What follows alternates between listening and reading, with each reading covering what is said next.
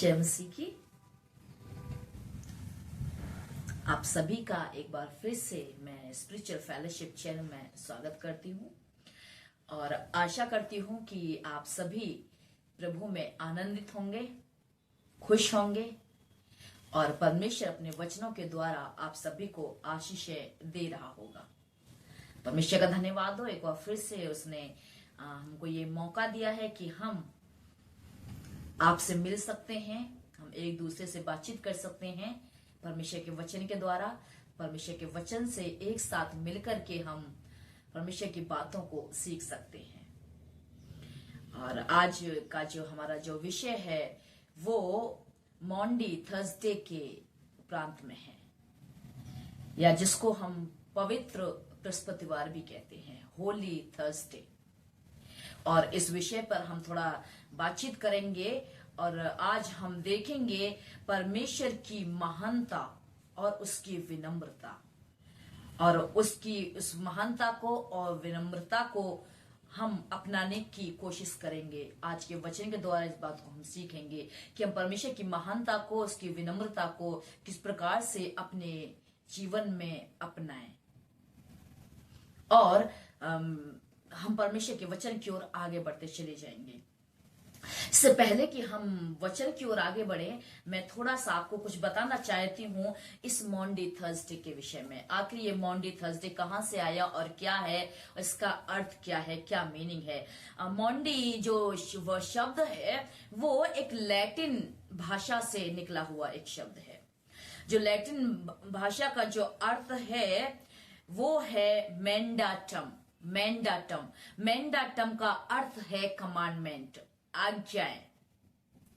और ये जो शब्द है ये उसके बाद लागू हुआ जब यीशु मसीह ने अपने चेलों को कमांडमेंट दे दी, आज्ञा दे दी। और क्या आज्ञा दी? वो ये आज्ञा कि एक दूसरे से प्रेम करो। इस आज्ञा को देने के बाद ही मॉन्डी शब्द आया और इसीलिए इसको एज ए मॉन्डी थर्सडे के रूप में मनाया जाता है, क्योंकि इसमें हम देखते हैं किस प्रकार से प्रभु यीशु मसीह एक नई आज्ञा, एक नया आदर्श मेरे और आपके लिए यहां पर वो देता है, बनता है। चलिए, यदि आपके पास बाइबल है तो आप मेरे साथ खोल लीजिए यूहन्ना रचित सुसमाचार और उसका 13वां अध्याय और उसके 1 पद से। वैसे तो बहुत लंबा वचन है ये, 20 पद तक आप पढ़ सकते हैं जब आपके पास समय होगा। और हम वचन नहीं पढ़ेंगे, हम कुछ वर्सेस को देखते चले जाएंगे और हम सीखेंगे कि क्या था ये उस समय की घटना है कि जब यीशु मसीह विजय प्रवेश कर चुके। अब विजय प्रवेश करने के बाद जब उसको ये ज्ञात हुआ कि अब उसके ऊपर जाने के दिन, ऊपर वो बहुत जल्दी जाने वाला है, उसके सताए जाने के दिन पूरे होने वाले हैं, आने वाले हैं, और उसको जगत को छोड़कर पिता के पास जाना है, तब उसने एक योजना बनाई, एक प्लान बनाया। और प्लान बनाने के बाद वह फसह के पर्व से पहले जब यीशु ने जगत जान लिया कि मेरी वह घड़ी आ पहुंची है कि जगत छोड़कर पिता के पास जाऊं, तो उसने अपने लोगों से जो जगत में थे जैसा प्रेम वह रखता था, अंत तक वैसा ही प्रेम रखा। और उसने अपने चेलों को अपने साथ लिया और साथ लेने के बाद चेलों ने उनसे अपने चेलों से कहा यीशु मसीह ने। और यहाँ पर इस प्रकार से लिखा हुआ है दूसरे पद में, यूहन्ना 3:13 के दूसरे पद में, जब शैतान शमौन के पुत्र यहूदा इस्करियोती के मन में यह डाल चुका था कि उसे पकड़वाए, तो भोजन के समय यीशु ने यह जानकर कि पिता ने सब कुछ मेरे हाथ में कर दिया है और मैं परमेश्वर के पास से आया हूं और परमेश्वर के पास को जाता हूं। उसको पहले ही सारी बातें पता हो गई, पता चल गया कि यहूदा इस्करियोती जो है वो मुझे पकड़वाने पर है। और अब बहुत जल्दी वो घड़ी आ पहुंची है कि जब मैं अपने चेलों को छोड़ करके चला जाऊंगा। और तब उसने क्या किया, जब वो भोजन करने बैठे थे, उससे भोजन करने से पहले उसने क्या किया, भोजन पर से उठकर अपने ऊपरी कपड़े उतार दिए और अंगोछा लेकर अपनी कमर बांधी और तब बर्तन में पानी भरकर चेलों के पांव धोने और जिस अंगोछे से उसकी कमर बंधी थी उसी से पोंछने लगा। देखिए कितनी विनम्रता, कितनी महानता प्रभु यीशु मसीह ने यहां पर दिखाई है। आखिर उसने ऐसा क्यों किया? आखिर उसने ऐसा क्यों किया?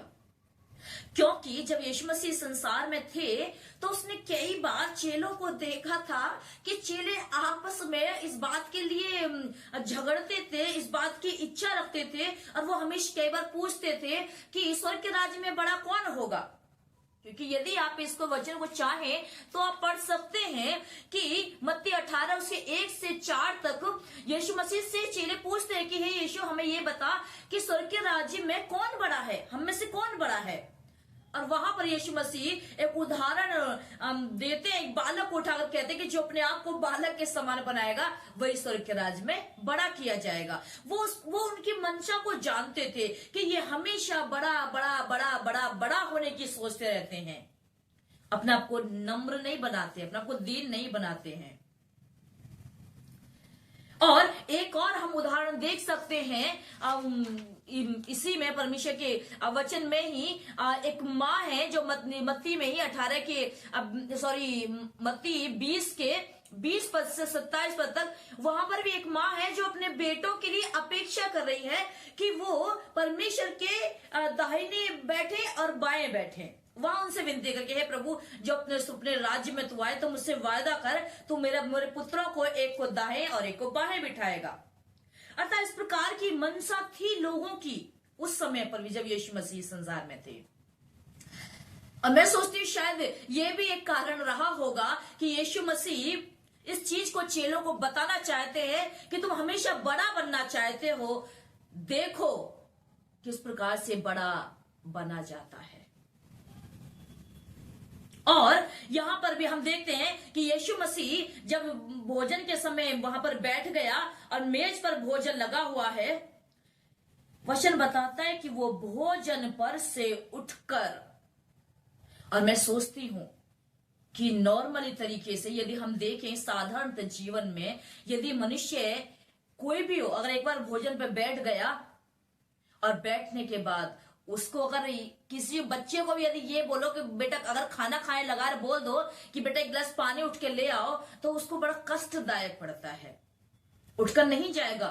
कि क्या आप पहले नहीं बोल सकते थे हमें भोजन पानी मंगा रहे हो या अन्य चीजों को मंगा रहे हो। भोजन पर से उठ करके केवल लोग नहीं जाना पसंद करते हैं, कोई भी हो। परंतु यहाँ पर यीशु मसीह ने अपने आप को इतना नम्र किया, अपना दीन किया और उसने भोजन पर से उठ करके अपने ऊपर के कपड़े उतार दिए, अपनी कमर में अंगोछा बांधा और बांधने के बाद वो उसने एक बर्तन लिया, तब उसने बर्तन में पानी भरकर चेलों के पांव धोने और जिस अंगोछे से उसकी कमर बंधी थी उसी से पोंछने लगा। अपने आप को इतना दीन कर दिया, इतना नम्र कर दिया कि अपने चेलों के वो पास पहुंच गया लेकर के बर्तन और उनके एक एक करके पैर धोता गया और उसको पहुंचता गया, पैर धोता गया और पहुंचता गया।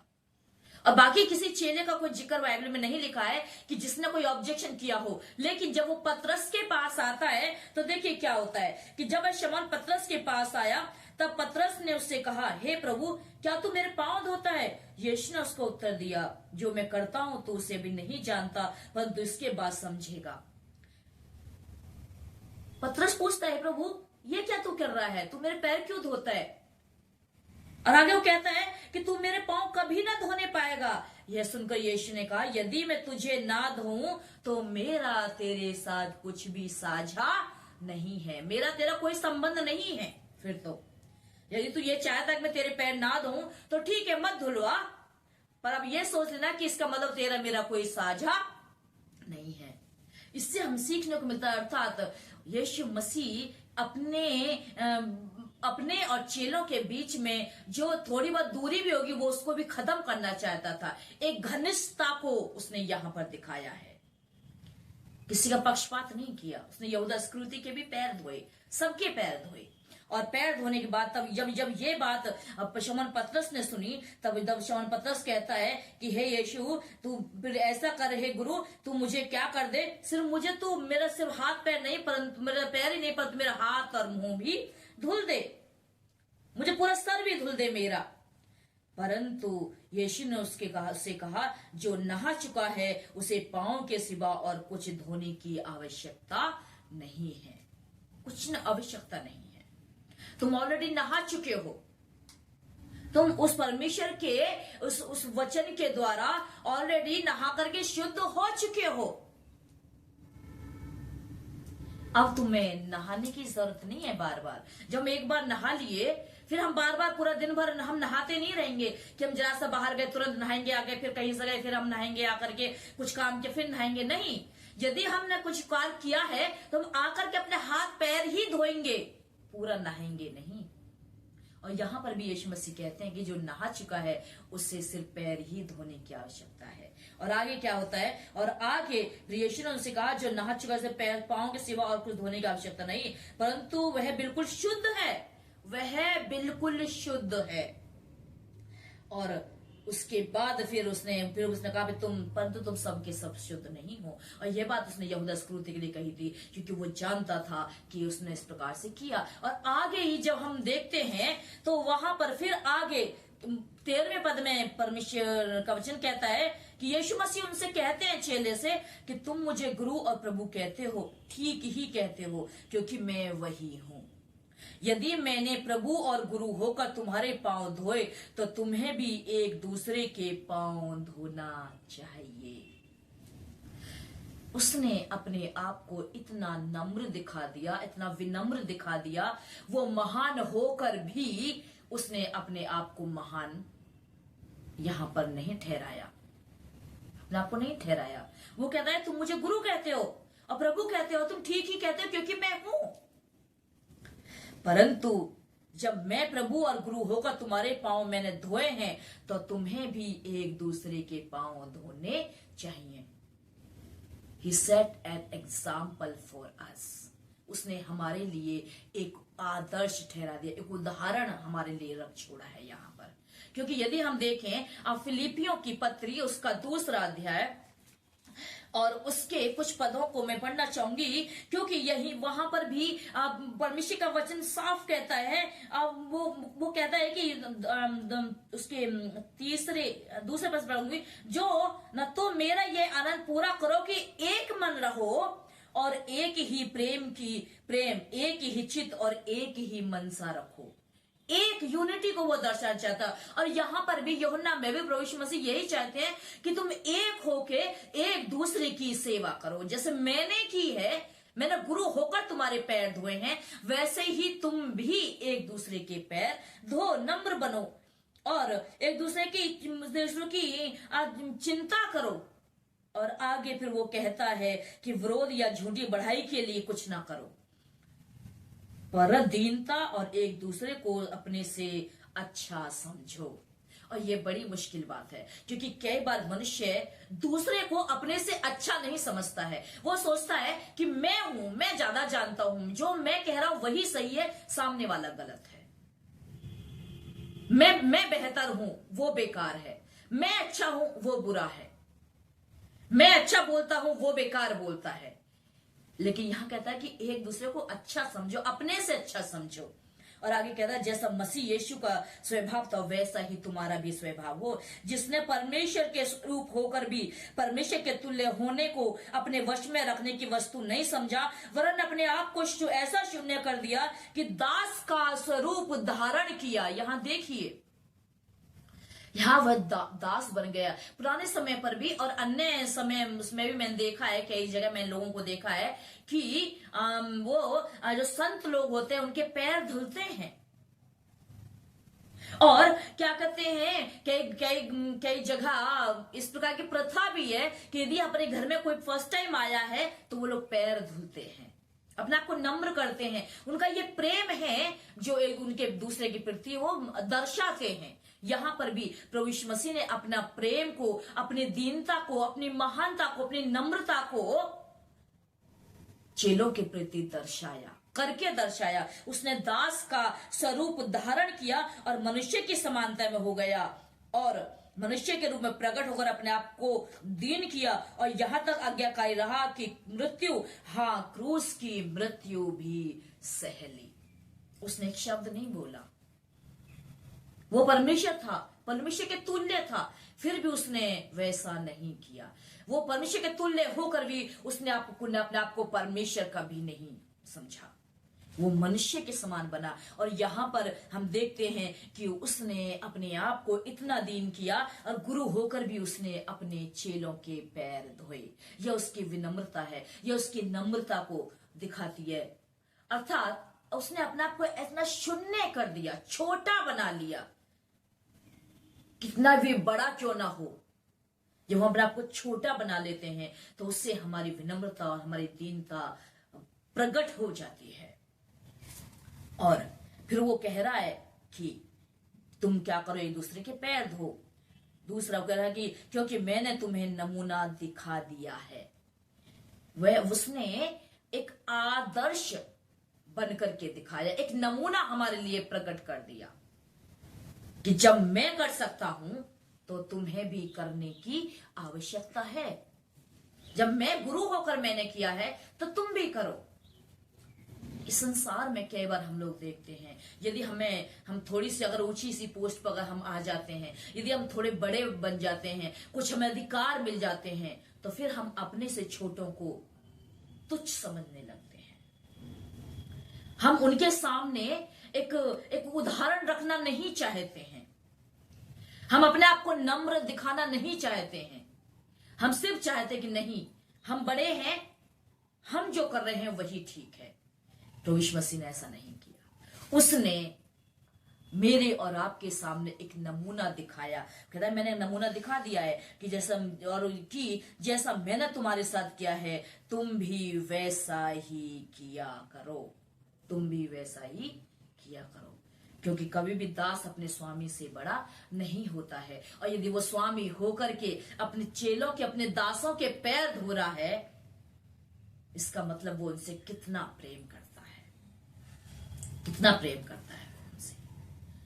उसने हमसे बहुत प्रेम किया। और यदि हम देखें मत्ती रचित सुसमाचार उसके 5वें अध्याय में, वहां पर पहाड़ी उपदेश में धन्य वचन जिसको हम कहते हैं, 3 बातें बड़ी अच्छी धन्य वचन बोले हैं उसने। पहले जो उसका जो तीसरा जो वचन उसने बोला है कि धन्य है वे जो मन के दीन हैं, क्योंकि स्वर्ग का राज्य उन्हीं का है। पर यीशु मसीह का जो राज्य वो कहाँ का था? वो स्वर्ग का राज्य था। और वो जानता था कि अब वो उस स्वर्ग के राज्य में वापस लौटने जा रहा है। इसलिए उसने अपने आप को दीन किया। और यहां पर भी वो हमसे भी यही चाहता है। और यहां पर परमेश्वर के वचन में साफ उसने अपने पहाड़ी उपदेश में कहा कि धन्य है वे जो मन के दीन हैं, क्योंकि स्वर्ग का राज्य उन्हीं का है। यदि हम चाहते हैं कि हमें स्वर्ग का राज्य मिले तो अपने आप को दीन करें, जिस प्रकार से प्रभु यीशु मसीह ने अपने आप को दीन किया। और उसी के हम वर्सेस 5 में देखते हैं, वहां पर लिखा है धन्य है वे जो नम्र हैं, क्योंकि वे पृथ्वी के अधिकारी होंगे। ना सिर्फ स्वर्ग के अधिकारी स्वर्ग को देखेंगे, अब स्वर्ग राज्य प्रवेश करेंगे, परंतु जो अपने आप को नम्र बनाएंगे, परमेश्वर उनको पृथ्वी पर का अधिकारी ठहराएगा। पृथ्वी पर का अधिकारी वो श्रेष्ठ बनाएगा। व्यवस्था यदि हम पढ़ते हैं 28 में, वहां पर भी लिखा है, ये तो परमेश्वर की सब आज्ञाओं को जो आज मैं तुझे सुनाता हूं मानने में मन लगाकर चौकसी करे तो वह तुझे पृथ्वी की सब जातियों में श्रेष्ठ करेगा। वो श्रेष्ठ करने वाला परमेश्वर है। और यदि हम अपने आप को नम्र करेंगे तो हम पृथ्वी पर के भी अधिकारी होंगे। जो अधिकार हमें मिलना चाहिए वो अधिकार परमेश्वर हमें देगा और वो दिलाएगा, चाहे वो संसारिक हो चाहे वो हमारे आत्मिक हो। शर्त यह है कि हम अपने आप को नम्र कर लें। और तीसरी बात वो कहता है, तो वर्ष 8 में कहता है, धन्य हैं वे जिनके मन शुद्ध है क्योंकि वो परमेश्वर को देखेंगे। और यहां पर भी यूहन्ना में हमने पढ़ा, जब यीशु मसीह पतरस कहते हैं कि जो नहा चुका है उसको पैर के सिवा और कुछ धोने की आवश्यकता नहीं है, परंतु वह बिल्कुल शुद्ध है और तुम शुद्ध हो। यदि तुम यीशु पर विश्वास करते हो, यदि अपने यीशु के लहू में नहा चुके हो, तो फिर आपको किसी और चीज की जरूरत नहीं है, आपको फिर से नहाने की जरूरत नहीं है। आप ऑलरेडी शुद्ध हो, ऑलरेडी आप शुद्ध हो चुके हो। और यहां पर जो शुद्ध है वे परमेश्वर को देखेंगे, क्योंकि पहला पतरस में भी परमेश्वर का दास कहता है कि पवित्र बनो क्योंकि मैं पवित्र हूं। और जो हम अपनी पापी आंखों से पापी स्वभाव को रखते हुए हम परमेश्वर को कदापि नहीं देख सकते हैं। यदि परमेश्वर को हमें देखना चाहते हैं हम, तो हमें अपने आप को शुद्ध करना पड़ेगा। और यदि हमें अपने को शुद्ध करना है तो हमें प्रभु के लहू में नहाना पड़ेगा। हमें अपने पैरों को डेली धोना है। अर्थात पैरों को धोने का मतलब हमें अपने आप को डेली अपने गुनाहों का अंगीकार करना है। जो जानन गलतियां हम करते हैं उसको हमें अंगीकार करना है, उससे क्षमा मांगती है। क्योंकि हमारे बाप की जब दुआ हम बोलते उसमें भी हम कहते हैं कि हे पिता तू हमारे अपराधों को क्षमा कर, जिस प्रकार हमने अपने अपराधियों को क्षमा किया है। क्योंकि कोई पवित्र नहीं है, कि हम डेली हम कितने पाप करते हैं। और यही कारण था कि प्रभु यीशु मसीह ने अपने आप को यहाँ पर नम्र दिखाया और वह अपना अंतिम भोज उसने अपने चेलों के साथ किया। यह उनका लास्ट सफर था। उसके बाद फिर वो कभी शारीरिक रूप से बहुत दिन तक ना तो चेलों के साथ रहा और ना कभी उसने कभी इस प्रकार से भोज किया। अर्थात यहां हम देखते हैं प्रभु यीशु मसीह ने अपने प्रेम को प्रदर्शित किया चेलों के साथ, अपनी घनिष्ठता को, अपने संबंध को, अपनी नम्रता को, अपनी विनम्रता को, अपनी महानता को प्रदर्शित किया और मेरे और आपके लिए एक नमूना ठहरा दिया कि जिस प्रकार से उसने मुझसे प्रेम किया है, उसने नम्र बना गुरु होकर अपने चेलों के पैर धोए। और ये जिम्मेदारी उसने हमको भी दी है कि हमें भी इतना ही नम्र बनना है कि एक दूसरे का आदर मान सत्कार करें, एक दूसरे के प्रति नम्र बने और दीन बने। और जब हम ये करेंगे, इसी से हम जाने जाएंगे कि हम उसके चेले हैं। और मुझे विश्वास है कि हम सब परमेश्वर के इस वचन से आशीषित होंगे। परमेश्वर इस वचन के द्वारा आप सभी को आशीष दे। आइए हम दुआ करें। हमारे जीवित उनका दल पिता परमेश्वर तेरे धन्यवाद, तूने हमें संभाला है प्रभु जी, एक बार फिर से मौका दिया कि हम तेरे वचन से सीख सकते हैं पिता, और इस मॉन्डे थर्सडे के विषय में हम कुछ जानकारी ले सकते हैं पिता। तेरे धन्यवाद, अपने वचन से तृप्त किया है, तुझे कोटि कोटि धन्य कहते हैं। हमारे भाई बहन जो यूट्यूब के माध्यम से हमें देख रहे हैं राजा, आप इन्हें भी ब्लेस करें और प्रभु नम्र और दीन बनाए पिता परमेश्वर। और प्रभु ताकि प्रभु जी ये तेरी महानता को अपने अंदर अपनाए और प्रभु उसको दुनिया पर प्रकट कर सके और हम सब तेरे नाम की महिमा कर सके। प्रभु दया और रहम कर। धन्यवाद हो पिता, प्रार्थना सुनने के लिए मसीह यीशु के नाम से प्रार्थना मांगती हूँ मैं, आमीन। जय यीशु।